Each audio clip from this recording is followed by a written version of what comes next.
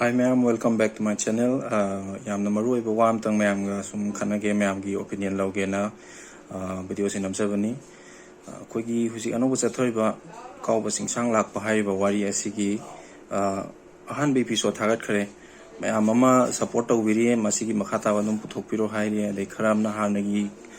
wear cat season makha puthok piro na hai ri da khoi da leba confusion se ani makchat badi kitang nuai roi ma'am da havati kau gi thai ngai da wear kit ki mina wear kit ki doina thagat piro na harakani sungsoi soi dana adagi wear kit ki thai ngai da kau bi makha thabiro harakani adun sum chai na ba ma sum lai ne ko aduna aroi bam hanan roisan banadi phaba da khoina hana haija ki bum kanu gi se hana kau gi se hana season ama loisal laga wear kit ki dong lak da kai kai natraga wear kit ki je dum season 3 do hana makha thabiro loiraga kau gi se makha taro haibra da khoina pupu phok tv da su Paul Lauza matamda bot se mayam gi se wear kit na 90% hai ado ano basina 10% utang phangwane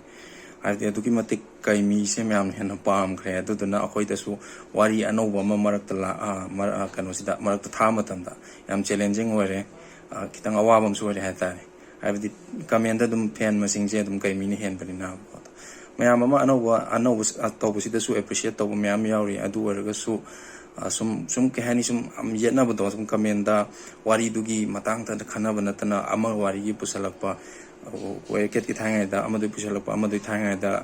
kawui pusalakpa mai taw matamda kitang nuai taba laibani na ama hana dina khaiseng na thaning ba aro mayam gi comment pipiro mayam majority of mayam gi comment du da khoi sudum chacha ga dorini aro aduni khangjani se mayam dagi mayam na kani huzik kai mi se adu ki matik pam gi bini hai ta si ja koi da su confusion am thui ado si oren me amna comment section da me am ya pam da karam ba to haningi kar mai to da ta si ke kanu se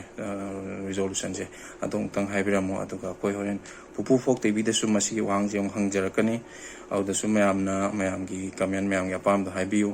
ado me am gi pam de matungina khoi ju tha ka chaga doini. Thank you for watching ma'am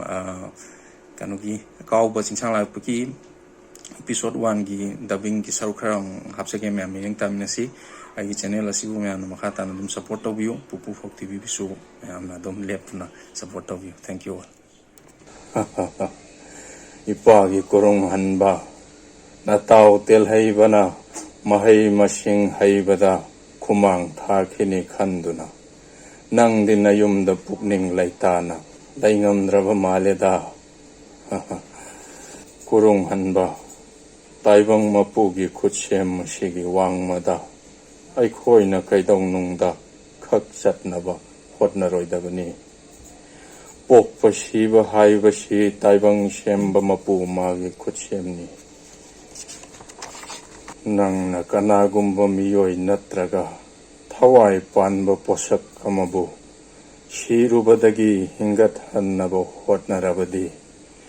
taibang shemba mapu magi satna kanglon thugairabani taibang shemba mapu magi satna kanglon thugairabanina madugi mahut oina thawai amaga khushinnaba tabani nangna madumna taurabadi Lanjadraba thawai ama nangna manghanba khakta natana ashibabu thawai hapnaba hotnariba nangonda shuakaiba lakani maram masina kanagumba shikraba miyoi amabu nangna kaidawnungda shu hingat hannaba hotnaroidabani ipagi kurung hanba haujikti nang shu nasagi nahai mapung phare aduna naran waida hanjakro aduga amana nasagi asauba phathaba tamo taibang miyoibana asauba phathaba ngamdrabadi mahak adu mahai masing sunghai haitraba miyoi amaga pangkhakni haujikti nang nahai nasing natiksha na hairaba miyoi amani aduna asauba haibado nangna laina lakshinba ngamlagadabani